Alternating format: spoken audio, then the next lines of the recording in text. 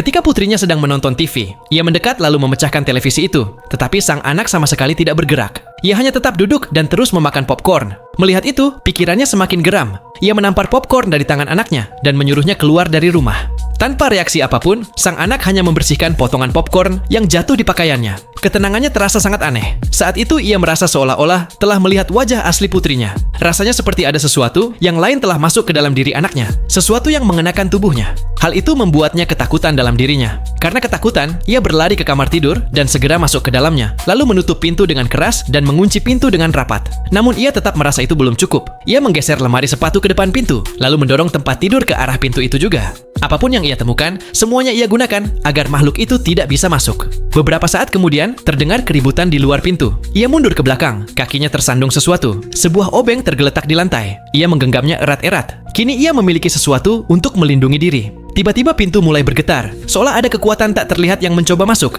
Ia meringkuk di sudut ruangan. Kayu pintu mulai retak. Ia memegang obeng itu seakan hidupnya bergantung padanya. Sekrup-sekrup mulai terlepas satu persatu. Ia memejamkan mata dengan erat. Potongan logam jatuh di dekat kakinya. Napasnya tertahan. Pintu hampir roboh. Ia berdiri di balik pintu dan menahannya dengan sekuat tenaga.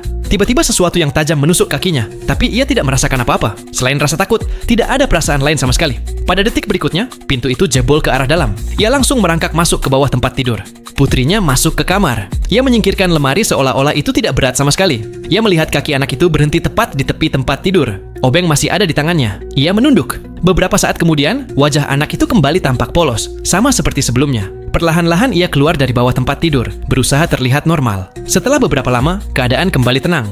Ia pergi ke dapur, membuat teh, menghancurkan pil tidur menjadi bubuk, dan mencampurkannya ke dalam teh. Ia bersikap benar-benar normal, lalu membawa teh itu ke kamar anaknya. Tak lama kemudian, ia melihat putrinya tertidur lelap. Kini ia siap mengambil langkah berikutnya. Ia mengambil jerigen bensin dari bagasi mobil. Ia memasang cincin baja dengan kuat di dinding dan mengikat pintu kamar dengan tali dengan sangat kencang dan tidak menyisakan jalan keluar sedikit pun. Lalu ia mulai menuangkan bensin ke setiap sudut rumah, setiap inci, setiap tempat. Dari pintu kamar hingga ruang tamu, ia membuat garis bensin. Ia menyalakan korek api, tidak ragu sedetik pun, lalu menjatuhkannya.